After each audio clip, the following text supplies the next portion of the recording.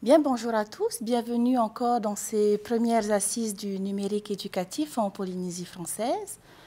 Je me présente, Tauhiti Tamou. Je suis actuellement RN, enseignante référente aux usages du numérique, basée à la circonscription de Teyarapu et des Australes.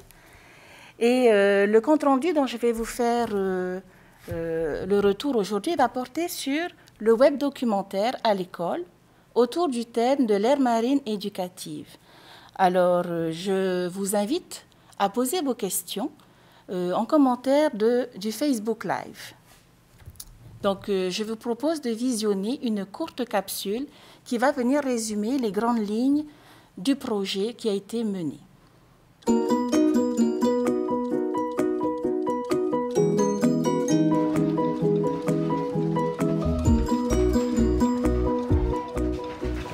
Familles vivent de la pêche comme moi.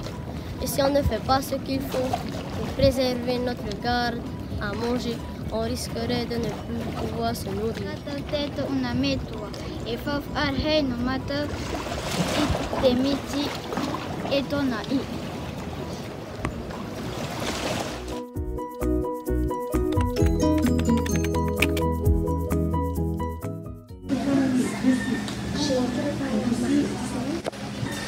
Et là, tu peux écouter. Okay.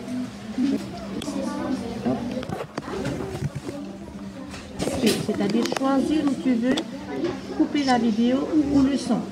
D'accord? Tu viens sur Image, après tu viens sur déposer vos images et les recherches. Tu vas sur Phototech et tu as les photos. Comment il est parti? Ça. Il faut attendre le temps que ça charge la photo et après ajouter, on peut la déplacer ou la rétrécir.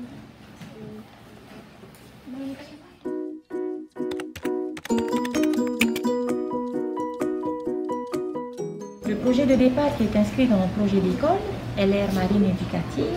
Donc, ce projet est travaillé toute l'année, à l'issue duquel une exposition est réalisée. La crise sanitaire nous a amené à transformer les activités menées avec les élèves en web documentaire afin de permettre aux familles de voir notre travail sur l'AME par le biais d'Internet.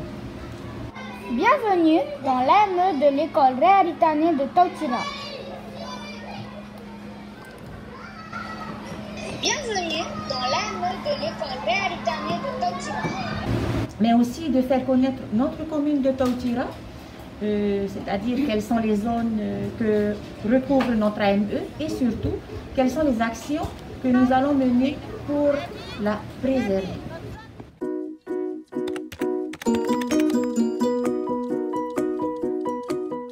La mise en place d'un web documentaire prend appui sur une pédagogie de projet qui engage réellement les élèves et les acteurs de leurs apprentissages. Pour acquérir des connaissances sur leur ère marine éducative, ils jouent le rôle de petits reporters en réalisant des interviews de référents AME, de pêcheurs professionnels de Tautira. C'est donc un projet qui permet de coopérer avec différents acteurs, les élèves, les enseignants, les partenaires. Et de vous accompagner, de trouver des personnes qui ont des connaissances au niveau du milieu marin.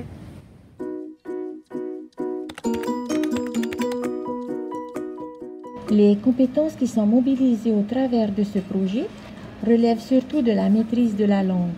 En production d'écrit, les élèves ont produit des affiches informatives.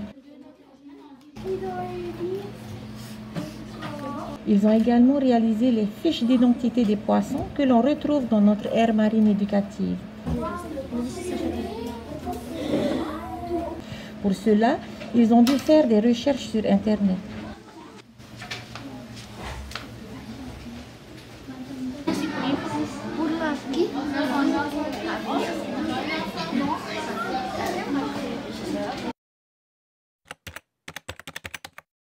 Bienvenue dans l'AME de l'école Réaritanée de Tautira.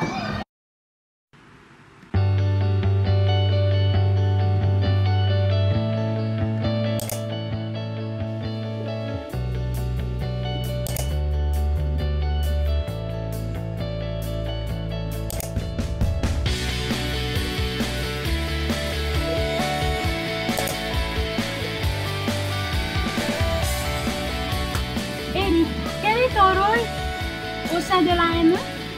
Bon, au sein de l'AME, mon rôle, c'est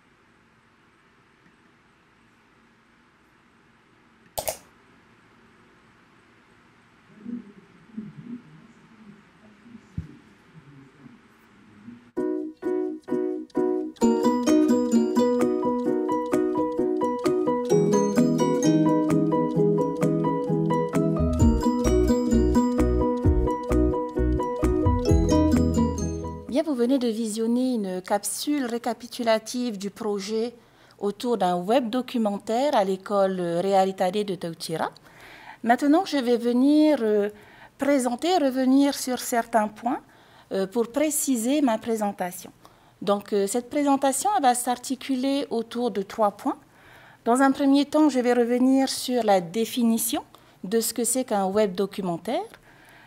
Ensuite, dans une deuxième partie, je vais préciser comment mettre en place ce projet concrètement au niveau d'une école, au niveau d'une classe. Et je finirai par les enjeux qu'il y a derrière la mise en place d'un projet autour du web documentaire. Alors, qu'est-ce qu'un web documentaire? Tout d'abord, le mot web documentaire est constitué, vous l'avez remarqué, de 2 termes. Le terme web et le terme documentaire. Le web, ça va qualifier un ensemble de données qui sont reliées par des liens hypertextes sur Internet. Et le documentaire, c'est un film qui va prendre appui sur des documents pour décrire une réalité. Lorsque ces 2 termes sont mis ensemble, on peut le définir de différentes manières et je vais préciser en fonction de 2 définitions que j'ai sélectionnées. La première définition, elle vient du portail national pour le numérique, Prime Abord. Et la définition du web documentaire qui est donnée est la suivante. Donc, un web documentaire, c'est un moyen issu d'un genre journalistique et adapté à Internet, qui va mêler à la fois une narration web, qui va mêler de l'image, du texte et du son. Donc le média qui va être utilisé, le moyen de diffusion de ce documentaire, de ce web documentaire, ça va être Internet. Et j'ai relevé également une seconde définition. C'est une définition qui nous est donnée par Franck Rondeau. Franck Rondeau, c'est un professionnel des médias qui est photographe. Et il définit le web documentaire de la même manière, en précisant qu'elle est racontée de manière interactive. Donc, dans le web documentaire, il y a bien cette volonté d'interagir avec des internautes. Maintenant, lorsque le web documentaire est appliqué à l'école, qu'est-ce que cela recouvre? À l'école, le web documentaire, elle va bien sûr raconter une histoire qui va être mise en scène. Donc, qui va raconter l'histoire? Ce que l'on souhaite raconter. À qui souhaite-t-on raconter cette histoire? Donc, ce sont des éléments que l'on va préciser dans le cadre scolaire. Ensuite, il va y avoir une production papier traditionnelle vers une écriture numérique. Donc, dans le reportage que vous avez vu, ce peut être des productions d'affiches qui vont être ensuite transportées sur un média. Et enfin, le web documentaire à l'école va prendre appui sur une pédagogie de projet. Il y en a d'autres. Pourquoi la pédagogie de projet? Parce qu'il permet de travailler différentes disciplines, des compétences relatives à la maîtrise de la langue, bien sûr, mais aussi en histoire, en sciences et en éducation morale et civique. Et c'est une éducation qui va se faire au numérique, puisqu'on va utiliser des outils pour cela. Maintenant, dans une seconde partie, comment mettre en place ce projet à l'école. Donc avant de commencer, avant de se lancer dans ce projet, il y a 3 questions à se poser qui vont nous permettre de recenser les ressources dont on dispose, mais aussi d'identifier les solutions que l'on peut avoir et les aides dont on pourrait disposer. La première question qu'il faut se poser, ce sont la question des compétences. Quelles sont mes compétences? Quelles sont mes limites? Et à partir de ce recensement, d'identifier qui sont les personnes qui peuvent m'aider dans ce projet. Par exemple, si on a des besoins plus techniques sur un logiciel en particulier, on peut s'orienter vers les runs de circonscription. Dans ma classe, si j'ai un parent qui est un professionnel des médias, je peux le solliciter dans la réalisation de ce projet, par exemple. La deuxième question qu'il faut se poser, c'est l'organisation que l'on souhaite adopter dans sa classe. Donc voilà, j'ai un projet que je souhaite transformer en web documentaire. Comment est-ce que je vais m'organiser dans l'année? Comment est-ce que je vais planifier mes actions sur l'année, période par période, et comment est-ce que je vais m'organiser au sein de ma classe? Par exemple, une des organisations qui a été retenue dans le cadre de mon expérimentation, ça a été un fonctionnement par atelier. C'est-à-dire que les élèves étaient répartis par groupe, et un groupe s'occupait de la recherche documentaire, un autre groupe s'occupait de la production papier, et un autre groupe s'occupait, par exemple, de l'importation sur le logiciel Geniali. Voilà donc des organisations qu'il faudra déterminer en amont. Et enfin, la dernière question, ce sont les ressources matérielles dont l'école dispose. Quelles sont les ressources qui sont disponibles au sein de mon école? Quelles sont celles qui vont devoir être complétées? Et de voir au niveau de sa circonscription, par exemple, s'il y a des modalités de prêt de matériel possibles. Donc voilà 3 questions à se poser en amont qui pourront nous aider à anticiper des obstacles qui pourraient intervenir au cours de notre projet. Bien, maintenant, je vais revenir sur les différentes étapes de la création d'un web documentaire. Alors, la première étape du web documentaire, c'est l'histoire que l'on souhaite raconter. À qui souhaite-t-on raconter une histoire? Donc, c'est bien cette partie d'écriture qui va constituer la première étape. Et cette partie-là, elle va nous aider à déterminer combien de séquences, combien de rubriques vont constituer dans notre web documentaire.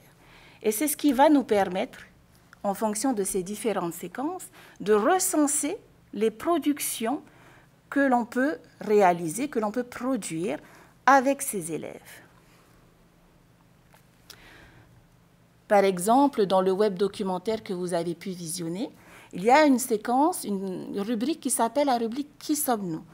Donc, dans les productions possibles, il y avait la possibilité d'avoir la photo de classe avec les noms des élèves qui s'affichent lorsque l'on clique sur la photo d'un enfant, par exemple. Donc, la troisième étape, ça va être la production des contenus. Une fois que ces contenus sont produits, on peut les intégrer ensuite. On va les intégrer dans un logiciel. Et le logiciel qui a été utilisé pour cette expérimentation, ça a été Geniali. Je vais revenir dans la diapo suivante sur Geniali. Et enfin, la dernière étape, ça va être la publication, la diffusion de nos productions sur Internet.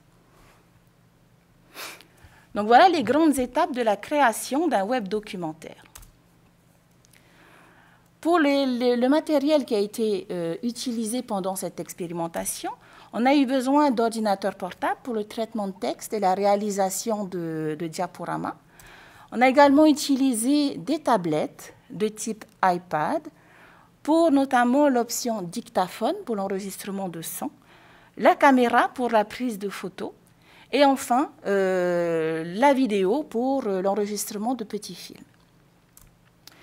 Nous avons également eu besoin d'une connexion à Internet pour importer les productions Et enfin, nous avons utilisé un logiciel qui est le logiciel Geniali. Alors, Geniali, qu'est-ce que c'est? Geniali, c'est une plateforme en ligne sur laquelle, après avoir créé un compte gratuitement, on peut créer différents types de présentations à partir de modèles existants. Donc, parmi les modèles qui peuvent exister, il y a des présentations déjà préparées, des infographies, des images interactives, mais aussi des jeux comme des escape games. Donc, on peut insérer facilement des contenus multimédia, des photos, du son, des vidéos, du texte, mais aussi on peut utiliser une banque d'images qui est proposée gratuitement par Geniali. Donc, ça offre un gain de temps dans la production de notre web documentaire. Voilà, donc je viens de détailler les deux premières parties, je vais finir sur la dernière partie, c'est-à-dire les enjeux. Quels sont les enjeux d'un projet de réalisation d'un web documentaire? Alors, les contenus qui sont produits dans le web documentaire sont diffusés via un média, et le média, c'est Internet. Et c'est un projet donc qui permet d'éduquer les élèves aux médias et à l'information, donc l'EMI. L'EMI, avec l'éducation morale et civique, l'EMC, vont constituer le parcours citoyen de l'élève. Et une des missions fondamentales de l'école, c'est la formation du cyber-citoyen en devenir, mais aussi la formation du cyber-citoyen actif, éclairé et responsable. Actif parce qu'au travers de ce projet, les élèves sont amenés à comprendre les médias, leur fonctionnement par une pratique. Et au travers de cette pratique, ils vont apprendre à en faire un usage autonome et responsable. Éclairé car le citoyen en devenir, il doit être outillé pour être autonome par rapport à ses messages et l'amener à avoir un regard critique. Et enfin, un cyber-citoyen responsable, parce qu'au travers de ce projet, l'élève va produire des contenus, mais il va être aussi responsabilisé. Donc, il va être amené à connaître les droits, mais aussi les sanctions qui peuvent être appliquées en cas de non-respect. Donc, ce sont des compétences qui vont être travaillées, des connaissances qui vont être travaillées tout au long de la scolarité, mais aussi qui vont se construire tout au long de la vie. Donc, au travers de ce projet, je vais revenir sur les 4 grands champs de compétences qui sont relatives à l'EMI, qui sont travaillés dans ce projet. Le premier champ de compétences, c'est les compétences infodocumentaires, donc apprendre à rechercher de l'information, à l'identifier, à l'exploiter. Le deuxième champ de compétences, ça va être la production, la création de contenu. Le troisième champ, ça va être le champ de la citoyenneté. Et enfin, le dernier champ, ça va être le champ qui va être relatif à l'environnement de travail numérique. Donc, je vais revenir au travers de ce projet, illustrer les différents champs relatifs à l'EMI qui sont travaillés autour de ce projet. Tout d'abord, le premier champ de compétences, donc les compétences infodocumentaires. Les élèves ont été amenés à rechercher de l'information pour l'exploiter et la diffuser. Donc, il y a derrière ce projet un enjeu de communication qui va donner du sens à la recherche d'informations fiables. Les élèves vont être amenés à en vérifier la validité. Le deuxième champ de compétences, donc, c'est la création de contenu. Donc, avec les outils, les élèves vont produire des contenus, donc de l'écrit, des images, des vidéos, des fichiers sonores. Et ça va être une situation qui va l'obliger à prendre de la distance sur les contenus qu'il produit et donc à développer son esprit critique.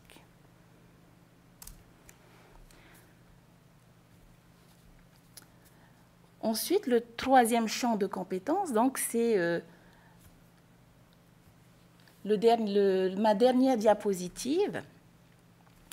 Donc, l'élève va être amené à produire des contenus et va être sensibilisé aux questions relatives aux droits à l'image et à la publication sur Internet. Donc, les droits d'auteur, les droits d'image, etc.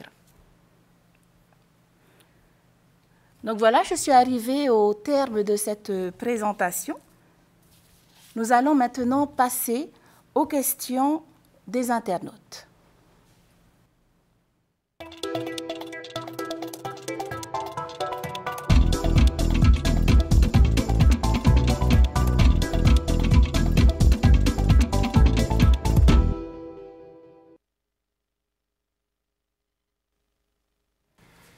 Bien, monsieur l'inspecteur en charge du numérique, monsieur Laflaquière nous a rejoints pour les questions des internautes.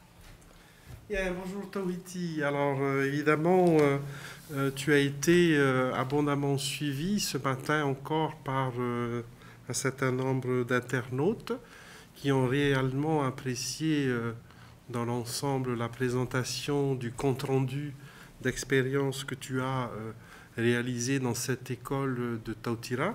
Moi-même, puisque je suis inspecteur de la circonscription, je tiens aussi à te féliciter et puis à travers ce compte-rendu, féliciter aussi les élèves de cette classe, l'enseignante et l'école et tous les partenaires qui sont nombreux, qui ont travaillé avec toi sur ce projet de web documentaire. Alors, une première question nous vient sur Internet. Est-ce qu'il y a d'autres logiciels que ceux que tu as présentés, notamment Geniali, qui peuvent être mobilisés pour réaliser un web documentaire au niveau d'une classe? Alors sans doute que cet internaute, alors ça nous vient de la presqu'île, sans doute que cette enseignante ne maîtrise pas ou ne connaît pas Geniali et peut-être souhaite savoir si d'autres outils peuvent être utilisés pour ce projet. Alors, merci à cet internaute pour sa question. Donc, je vais essayer d'y répondre. Alors, pour réaliser ce projet, oui, nous avons utilisé Geniali pour l'import sur Internet. Et à une plus petite échelle, on a effectivement la possibilité d'utiliser des logiciels qui sont moins gourmands en termes techniques. Je pense par exemple aux logiciels qui sont sur l'iPad comme Book Creator, qui est un logiciel qui permet de constituer un livre numérique où on peut insérer, comme dans Geniali, des contenus multimédia, comme des images, des photos, du son et des vidéos. Et ces productions-là, elles peuvent ensuite être importées sur Internet sous la forme d'un livre numérique. Donc voilà pour répondre à cette question. Sur Internet directement, il y a aussi d'autres logiciels comme Clint, qui va nécessiter des compétences techniques un peu plus poussées. Mais comme je le disais dans ma présentation, il faut se tourner, n'hésitez pas à vous tourner vers les personnes qui peuvent vous aider pour votre projet. Une autre question, Tawhiti. Alors évidemment, j'ai un peu l'impression que la question technique préoccupe nos enseignants et nos formateurs. C'est une question qui nous est posée par une conseillère pédagogique. Alors, dans ton compte-rendu, tu as effectivement développé tout le panel matériel qui va servir ou qui a servi de support à ton expérimentation. On a vu des tablettes, on a vu des applications. Quel est à minima le matériel qu'on peut mobiliser pour mener ce projet de manière tout à fait correcte et en étant à l'aise, en ne mettant pas en difficulté les élèves. Voilà. Si on n'a pas 36 tablettes, si on n'a pas tout le dispositif dont dispose visiblement l'école de Tautira. Alors, je dirais qu'à minima, le matériel qui va être nécessaire pour réaliser ce projet, pour amener les élèves à produire du contenu, je dirais une tablette, peu importe, après de type iPad, Android ou... pourvu qu'il y ait une tablette pour que les élèves puissent manipuler l'objet technique et prendre des photos, prendre des vidéos et enregistrer du son. Ensuite, pour revenir aux enjeux relatifs à l'éducation aux médias et à l'information, elle n'est pas nécessairement numérique, puisque l'éducation aux médias se travaille aussi par la presse écrite traditionnelle. Donc, Donc voilà pour la question. Donc je dirais qu'à minima, voilà, une tablette, puisque la tablette, elle permet de produire plusieurs types de contenus. Très bien. Alors, on a là, et tu l'as évoqué, on a là un véritable projet. Donc, cette classe que tu as accompagnée était dans une dynamique de projet transdisciplinaire, parce qu'il y avait de convoquer quasiment tous les enseignements qui sont à la disposition, les sciences, puisque c'est une aire marine éducative, bien sûr, la lecture, la production d'écrits, etc. Quand on organise ce projet dans sa classe avec un travail par atelier, est-ce que véritablement les élèves étaient en travail collaboratif? Parce que c'est quand même vers ce type de travail qu'on nous demande d'aller. Sans doute que oui. À quel moment et comment est-ce que tu peux effectivement nous dire, oui, dans cette classe, pour ce projet-là, il y a vraiment eu un travail collaboratif entre élèves? Alors, merci pour la question. Pour le travail collaboratif, comment les élèves ont été amenés à collaborer? Alors, dans un premier temps, la collaboration elle est importante dans le tri des informations qui va être recherchées. Donc, quand les élèves vont être mis sur Internet à chercher une information, ils vont devoir échanger entre eux sur la nécessité de faire attention à telle ou telle information. Donc, échanger entre eux à ce niveau-là. Ils vont également collaborer lors de la création de contenu, puisqu'il s'agit d'un produit fini qui est commun à la classe. Donc, le choix, par exemple, des photos qui vont être utilisées, le choix des enregistrements sonores qui vont être utilisés, ils vont le faire ensemble. Voilà, donc dans la production, au fur et à mesure, les élèves vont être amenés à collaborer entre eux au niveau de la classe, mais on pourrait penser à étendre cette collaboration au niveau de d'autres écoles qui sont inscrites dans le dispositif de l'aire marine éducative. D'autres écoles de la circonscription, par exemple, voire de d'autres circonscriptions. Voilà un travail intéressant. Effectivement, on peut sortir cette collaboration des simples murs de l'école et l'envisager à une échelle un peu plus grande. Tu as évoqué un travail par atelier. C'est aussi une modalité qui facilite la collaboration. Dans les ateliers, comment on peut gérer finalement l'hétérogénéité des élèves? On sait bien qu'il y a des élèves qui sont plus petits lecteurs que d'autres, qui sont plus petits écriveurs que d'autres, qui ont un peu plus de retard pour construire des compétences. Est-ce que vous en avez tenu compte dans ce projet, dans cette école? La réalisation des... Oui. Alors, effectivement, avec cette enseignante, le choix de des ateliers, c'était pour permettre une gestion facilitée dans les groupes et de permettre également à tous les élèves de passer dans tous les ateliers. Alors, le choix aussi a été fait de constituer des ateliers avec des niveaux différents, donc des niveaux disciplinaires différents, mais aussi des niveaux de la gestion technique des outils. Donc, il y avait des élèves qui étaient plus à l'aise que d'autres. Donc, voilà, au niveau de la constitution des groupes, effectivement, les élèves étaient mélangés dans ces ateliers-là pour permettre justement de tirer profit des compétences des uns et des autres pour que ça profite à l'ensemble des élèves. Donc un travail de tutorat, des élèves qui maîtrisent un peu mieux telle ou telle compétence technique, qui avaient aussi à parrainer certains collègues. L'enseignant, je suppose, aussi étayé, circulé. Voilà. Est-ce que les élèves en difficulté ont eu accès aussi aux outils numériques dans cette classe? Les élèves en difficulté, oui, tout à fait. Donc, par exemple, les élèves ont... un élève, je vais donner l'exemple de la création d'une séquence. Donc, il y avait un élève qui était en difficulté et qui pouvait manipuler la partie technique. Et un autre élève, voilà, sous forme de tutorat, l'aider à le guider dans pas à pas pour la création du web documentaire. Voilà donc un beau projet, quelque chose d'assez innovant. Je ne suis pas persuadé que le web documentaire soit si répandu que cela en termes de production faite par les élèves avec les enseignants dans le cadre de projets. Donc je vous invite véritablement, hein, mesdames et messieurs les enseignants qui nous suivez, à vous lancer dans ce type de projet qui s'inscrit tout à fait dans la construction du parcours numérique des élèves et qui, Tawhiti l'a souligné, est importante aussi dans le cadre de l'éducation aux médias et à l'information, parce que ce web documentaire que les élèves produisent, la finalité que l'on attend de cela, c'est vraiment de le diffuser, que ce soit lu par d'autres personnes que les seuls élèves de la classe ou de l'école. Merci donc Tawhiti pour ce compte-rendu très intéressant et qui a été abondamment suivi. Et mes encouragements pour la suite aux élèves de Tawhitira, à l'enseignante et à toute l'équipe à poursuivre ce travail-là, que je souhaite évidemment voir et dont j'aimerais bien entendu être et participer à la finalité attendue avant la fin de l'année. Merci encore.